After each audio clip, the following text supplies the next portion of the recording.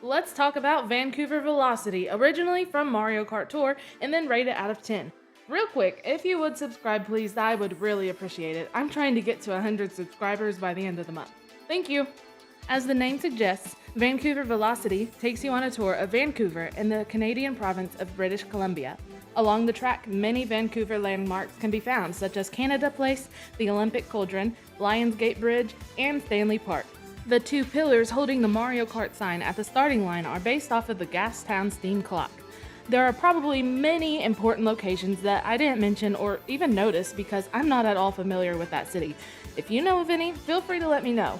I think it's really cool to get to race in a real location in Mario Kart, and from what I can tell, Vancouver is a beautiful place to get to do so in. 10 out of 10.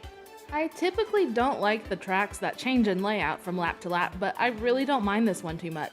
The first lap takes you over a couple narrow bridges. Luckily, one of them has the steep ramps on the side and the other has a rail, so it's pretty easy to not fall off.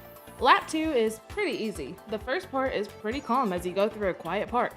The hardest part comes toward the end of the lap in the hockey arena. As you drive through, avoid the shy guys and you'll be just fine. Lap 3 is simple as well. Not many obstacles, but you will go through the hockey arena again. I like this track, but I wouldn't consider it the best. 6 out of 10. Please tell me that this kind of music can be heard as you walk the streets of Vancouver because this song is groovy. I love me some disco music, and this is one of the most disco sounding songs in a Nintendo soundtrack. But also, there's stringed instruments in there. Like, Nintendo really said we're gonna take some disco music, but make it classical. Literally no complaints here, 10 out of 10. Altogether, Vancouver Velocity from Mario Kart Tour gets a 9 out of 10.